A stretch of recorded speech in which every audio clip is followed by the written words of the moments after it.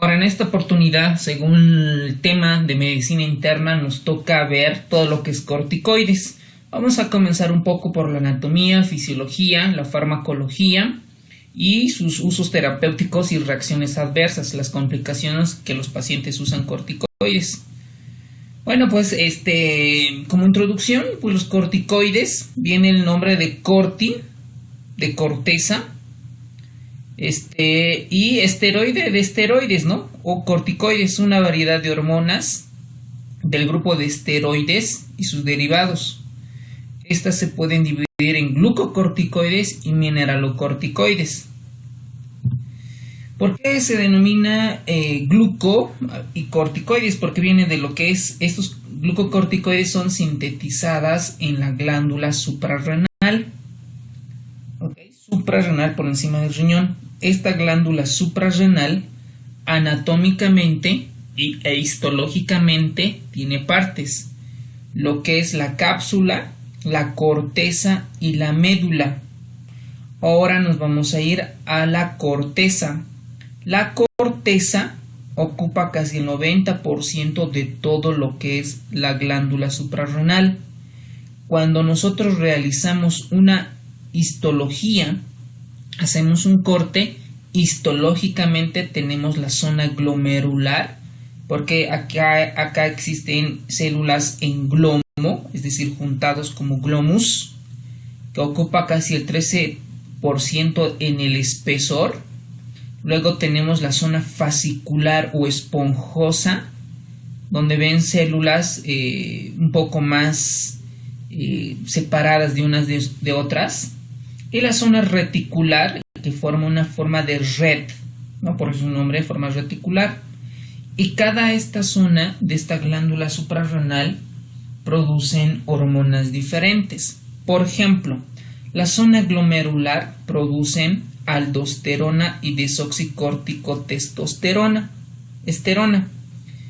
Ya vamos a ver la función de la aldosterona. La zona fascicular producen los glucocorticoides. ¿Cuáles? El cortisol y la corticosterona. Y la zona reticular producen los famosos andrógenos, como la dihidroepiandrostenediona y la androstenediona.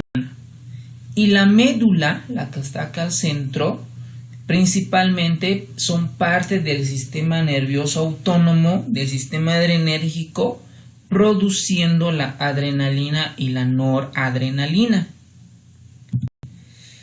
Ahora vamos a ver un poco del ciclo, un poco de bioquímica con relación a estas hormonas. La mayoría de todas estas provienen del colesterol. El colesterol, su cadena es la base fundamental para producir estas hormonas.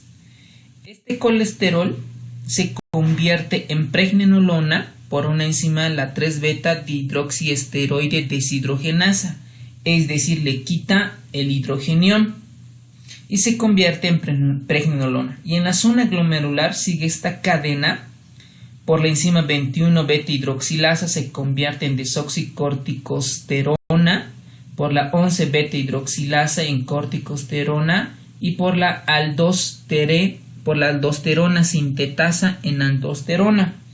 Es decir, que esta zona glomerular contiene estas enzimas para al final producir aldosterona.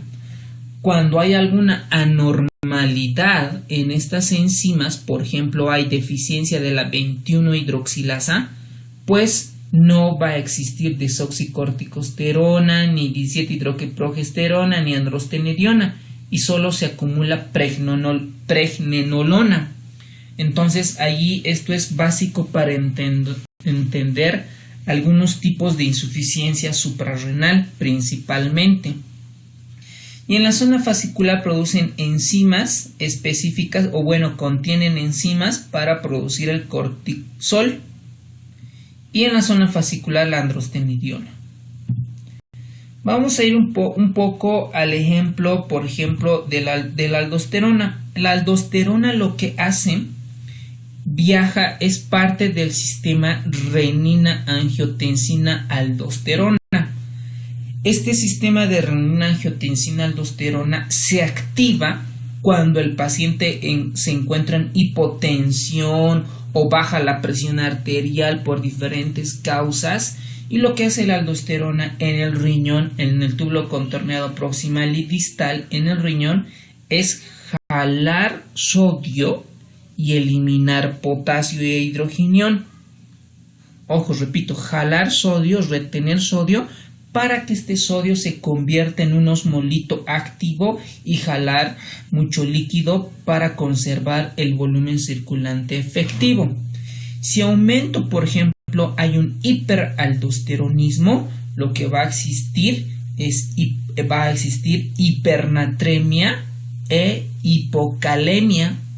¿Por qué? Porque hay mucha absorción de sodio y mucha excreción en realidad de potasio. Mientras que el cortisol y otras hormonas tienen otros efectos que vamos a ver.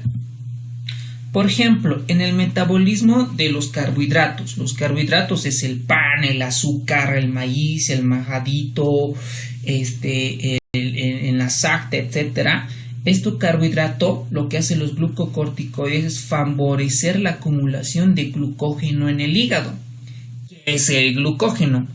Ustedes recuerden que cuando nosotros comemos, nos alimentamos de carbohidratos, estos entran como almidones a nuestro sistema digestivo y por unas enzimas estas se convierten por ejemplo, en la leche está la lactosa, en la fruta la sacarosa, luego varias enzimas, por ejemplo, y esos azúcares se absorben a nuestra sangre, y en la sangre, como hay mucha cantidad de azúcar, el azúcar sobrante se queda en el hígado como glucógeno. Entonces ustedes dirán, colegas, ¿el glucógeno es una forma de azúcar almacenada en nuestro cuerpo? Sí, exacto, es una forma de glucosa almacenada en nuestro cuerpo. Además, los glucocorticoides favorecen la gluconeogénesis, es decir, aumenta la cantidad de azúcar en la sangre. Glucosa, nuevo, génesis formar nueva glucosa. ¿A partir de dónde? A partir de tejido, de ácidos grasos, de proteínas. ¿Ok? Disminuye la concentración periférica de glucosa, principalmente en el músculo, tejido graso, y tienen elevada la tendencia a glucemia. En resumen, los glucocorticoides con el azúcar aumentan la glucemia. En el metabolismo proteico, los glucocorticoides principalmente son hormonas que favorecen al balance nitrogenado negativo. En el metabolismo lipídico hay una redistribución de las grasas que se depositan sobre todo en la cara. Esto que da una forma cuscinoide en luna llena, y en cuello de búfalo, que tiene un efecto comenzar a un efecto anormal en los lípidos. Y en el equilibrio hidroelectrolítico, reabsorción de sodio y agua y excreción de potasio e hidrogeniones. Para la liberación del cortisol hay un eje, que esto está en el cerebro, el hipotálamo, luego ahí abajito está la hipófisis y la corteza suprarrenal. Por ejemplo, cuando disminuye la cantidad de cortisol, existe un efecto feedback positivo y una retroalimentación. Cuando baja el cortisol, la hipófisis dice, no, tenemos bajo cortisol, y comienza a secretar mayor cantidad de hormona de ACTH, hormona adrenocorticotropa, hormona adrenal porque actúa en la glándula adrenal, córtico en la corteza, tropa porque aumenta la producción de cortisol. Pero además el cortisol, cuando disminuye, este ACTH también es gobernada por una hormona liberadora de corticotropina y vasopresina, pero principalmente por la hormona reguladora de corticotrofinas, que es producida por el hipotálamo. Si existe, por ejemplo, una anormalidad en la producción de ACTH, pues no va a haber cortisol. Eso se denomina insuficiencia suprarrenal secundaria.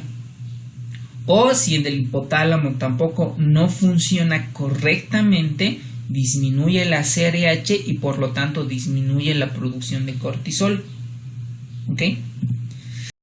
Estos corticoides tienen una función, primero, aparte de esas funciones que ya mencionamos, tienen otras funciones, por ejemplo, funciones antiinflamatorias que yo creo que eso es el objetivo del tema en esta función.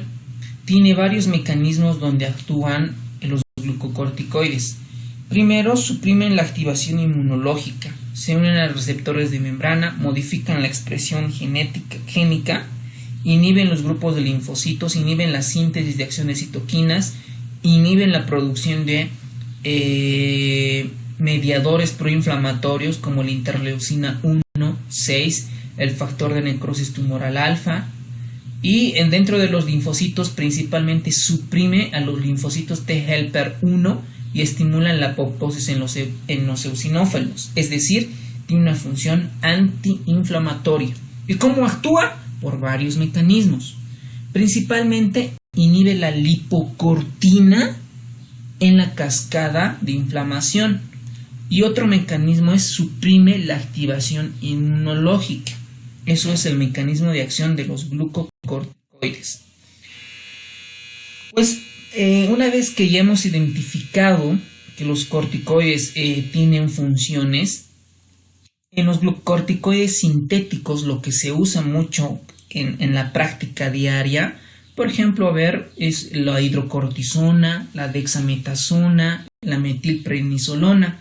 Son medicamentos que se usan frecuentemente, usamos los internistas y los intensivistas. Por ejemplo, se le ha clasificado en 3 grupos, ¿no? El grupo de acción corta, de acción intermedia y de acción prolongada.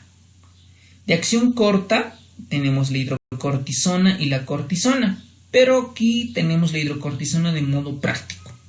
Si viene un paciente con asma, no puede respirar, etc., y debo darle corticoide, pues no le voy a dar un prednisona ni dexametasona, porque sé que va a actuar a las 8 horas. Yo necesito un corticoide de acción corta, ¿ok?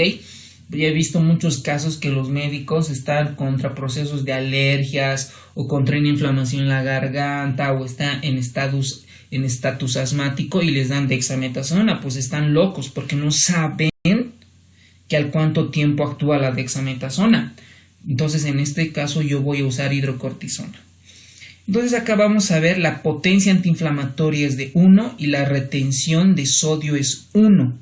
Ojo con esto.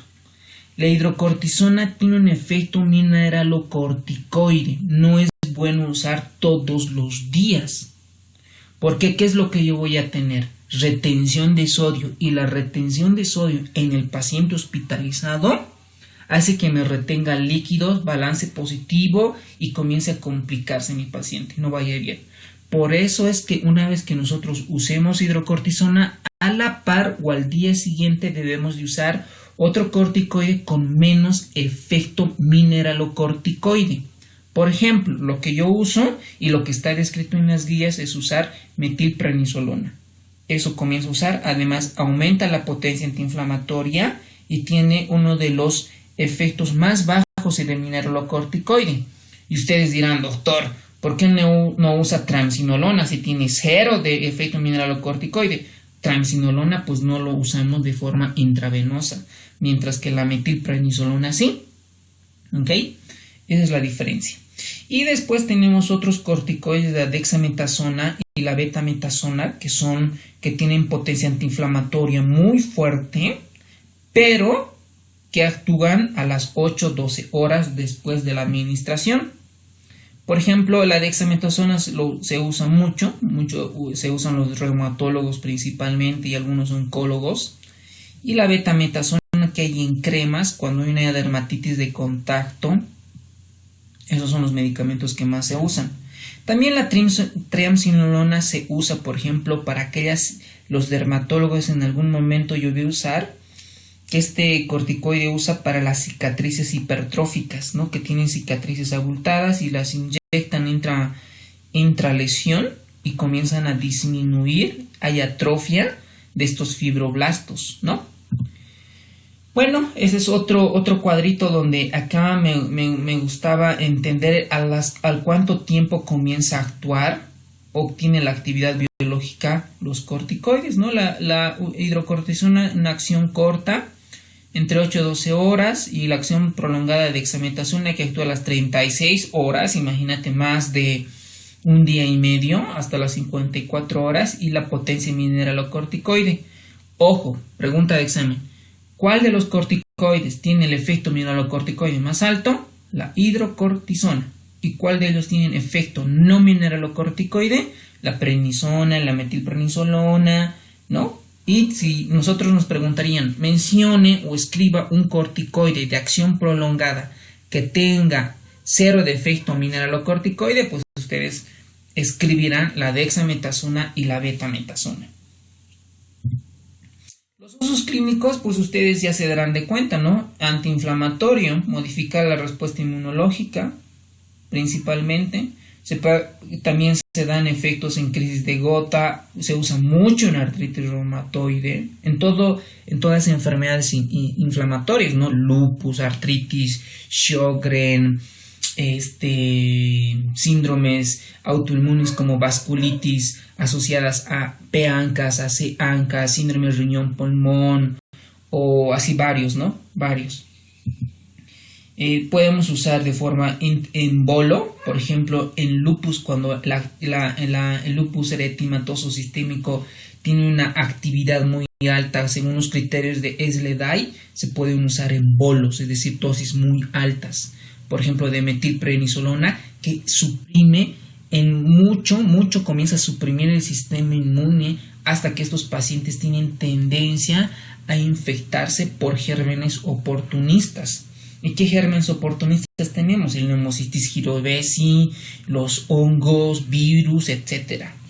También los corticoides se han usado mucho para la inyección intraarticular, sobre todo cuando hay, por ejemplo, tendinitis de los manguitos de los rotadores en el hombro, ahí se inyectan corticoides, o cuando hay una lesión en alguna parte articular, también se puede inyectar ahí corticoides. Los efectos adversos. Los corticoides tienen efectos adversos muy severos si es que se usa de mucho tiempo, ¿ok? Por ejemplo, los libros mencionan que si se usa dosis dependiente mayor a 75-10 miligramos día, ¿de qué? De prednisona, y por más de una semana, ya tienen efectos adversos. Por ejemplo, hay una revisión que leía que los pacientes que no tienen VIH, así normales, sanitos, y toman corticoides por alguna razón, por más de 3 semanas y 4 semanas, y tiene neumonía, ya se la cataloga como una neumonía de un paciente inmunocomprometido. ¿Ok? Porque es más, a ver, ¿a qué voy con esto? Que un paciente con VIH tiene neumonía y un paciente que toma corticoides por más de 3 semanas y tiene neumonía, el nivel de afectación de la neumonía es similar. ¿Ok? A eso me voy, que los corticoides se deben tener mucho cuidado con su uso. Principalmente deben ser manejadas por reumatólogos, ¿okay? Porque ellos son los que más manejan corticoides. Dentro de ellos, por ejemplo, vamos a tener la supresión del funcionamiento fisiológico, el eje, el hipotálamo, hipófisis suprarrenal, ¿no? Suprimimos porque damos mucho corticoide, entonces baja la ACTH y baja la CRH. Al dar tanto corticoide por tiempos muy prolongados, por ejemplo, hay gente que se hace inyectar dexametasona por muy tiempo por la artritis, por la artrosis, etc. Y al final terminan con un síndrome Cushing iatrogénico. ¿Y cómo voy a sospechar si una persona tiene Cushing? Porque está obeso, tiene grasa perivisceral, está un poco con grasita en el cuello, o la cara está redonda en forma de luna llena, que se la llama, o en cuello de joroba de búfalo, porque son acumulaciones de grasa. ¿ok? Y pues además aquí nos muestran algunas dosis por los cuales yo puedo generar supresión del eje hipotálamo, hipófisis y adrenal. Cuando yo uso mayor a 6 meses, la supresión es inevitable. Menos de 2 semanas todavía se reactiva este sistema del eje. El síndrome de Cushing pues es lo que les había comentado, relacionado con la obesidad, acné, hirsutismo, aumento de glicemia, tendencia al azúcar, aumento de la presión arterial, hay estrías cutáneas, miopatías, debilidad, osteoporosis. Los corticoides se han relacionado a que disminuye la calcificación en los tejidos óseos, producen cataratas subcapsulares, alteraciones menstruales, disfunción eréctil, hasta se ha asociado necrosis avascular de la cabeza del fémur, ¿no? Y hay fracturas de la cabeza del fémur, es decir, los corticoides tienen efectos deleterios importantes en los pacientes. Por ejemplo, a un paciente que toma corticoides, digamos que le diagnosticaron lupus y toma corticoides, a la semana, a las 2 semanas se va a quejar que se está hinchando, su carita se vuelve redonda, ¿ok? Son los principales signos a un principio que uno va observando. Y obviamente esto ya hemos mencionado, que aumenta el azúcar en la sangre. En los huesos produce osteoporosis por un mecanismo en que hay mayor aumento, actividad de los osteoclastos y osteoblastos. Lo que pasa es que estos osteoblastos aumentan el número de ciclos de remodelación ósea, aumentan la secreción de hormona paratiroidea, aumentan la excreción, es decir, eliminan el calcio y disminuye la absorción de calcio y por lo tanto disminuye el calcio dentro del tejido óseo. Efectos cardiovasculares. El corticoide te eleva la presión arterial por un mecanismo de que retiene sodio y agua, por un efecto mineralocorticoide. Hay tendencia a la arteriosclerosis por incremento en la producción del colesterol y triglicéridos. En la piel hay una atrofia dérmica y esto los dermatólogos aprovecharon mucho para usar en las cicatrices hipertróficas. Produce acné, hipertricosis, alopecia, estrías y principalmente cuando tienen una herida no comienza a remodelar, a cicatrizar adecuadamente o tarda en el proceso de cicatrización. Y en los músculos produce atrofia y debilidad proximal por una miopatía corticoidea que se la denomina. Esto ya hemos mencionado, que los corticoides en nivel intestinal producen úlcera péptica, hemorragia digestiva, efectos endocrino-metabólicos, Cushing, trastornos menstruales, impotencia, elevación de azúcar en la sangre, músculos esqueléticos, osteoporosis, osteonecrosis de la cabeza del fémur, dermatológicas, acné, hirsutismo, oculares, cataratas y glaucoma, cardiovasculares, hipertensión, falla cardíaca, neuropsiquiátricos. Esto ha sido un tema muy polémico en los últimos tiempos porque los corticoides, dice que un paciente hospitalizado cuando se lo usa mucho se asocia a delirium, ¿ok? Y en el sistema defensivo, pues todo lo que ya habíamos mencionado, con la supresión de la lipocortina y del sistema inmunológico, sobre todo inhibiendo los linfocitos T helper 1. Bueno, cuando una persona deja de tomar corticoides, hay el síndrome de abstinencia, que se manifiesta por todas estas características: debilidad, letargia, cefalea, mialgia, hipotensión postural e hipoglicemia, que estas dos son peligrosas porque las puede matar, sobre todo la hipoglucemia. Puede ser que haga aumento de azúcar, ¿no? Elevación, 200, 300 de glucosa, pero que te baje a 30, 20, eso sí te deja secuelas. Se lesiona el cerebro y ya, hasta ahí llegó, ¿ok? La dosis fisiológica, pues esto se mantiene según los consensos para qué enfermedad. Esto de la reducción, pues esto debe ser gradual, ¿ok? Muy gradual. Bueno, si tienen alguna pregunta, aporte, lo hacemos en el foro. Y pues el éxito es la suma de pequeños esfuerzos que ustedes realizan estudiando todos los días y que al final se logra en un buen examen. Espero que les haya servido un poco.